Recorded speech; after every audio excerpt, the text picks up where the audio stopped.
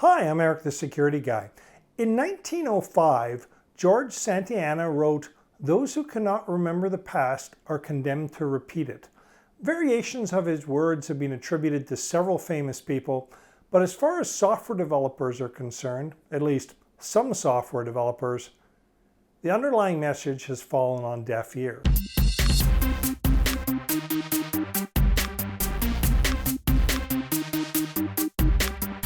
In basic terms, software deals with input, processing, and output.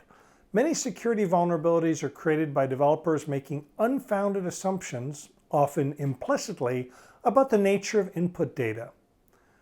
Buffer overflows, for example, have existed since the dawn of programming. Some programming languages rely on pointers for string buffers and general memory allocation.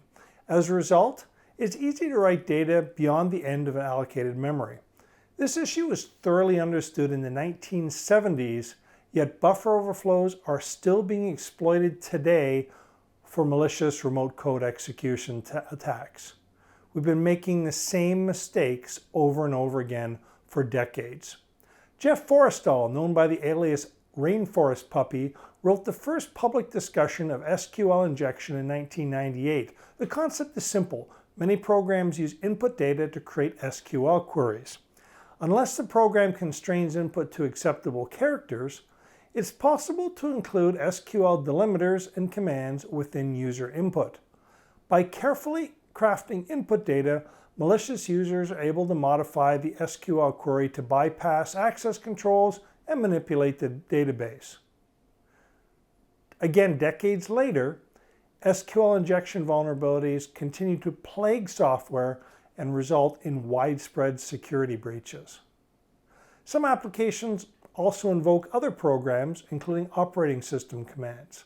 Allowing untrusted input to be included as part of the command string generated for executing a program allows attackers to modify arguments or even execute arbitrary commands. Again, despite decades of experience, this issue also persists. It would be difficult to imagine physicians, engineers, automobile designers making the same dangerous mistakes for 40 or 50 years, apparently unable or unwilling to learn from the mistakes of others. Failing to demonstrate an appropriate standard of care makes for easy negligence and professional misconduct cases. So why do software developers, and more important, the companies they work for, continue to churn out software with the same kind of defects? One answer lies in how software is sold. Consider this extract from a common software license agreement.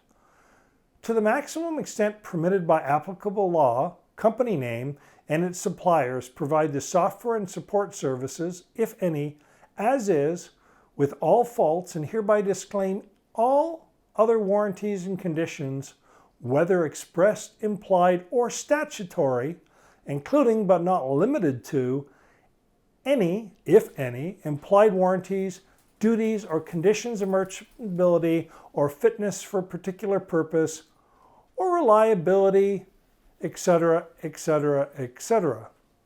In other words, some software developers don't accept any responsibility whatsoever for what their software does. Now, could you imagine if people build bridges the same way? If a bridge falls down, engineers study it.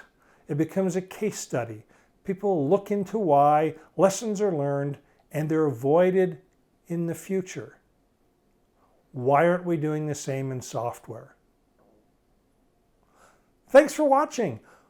Please like this video and subscribe to my channel. See you tomorrow.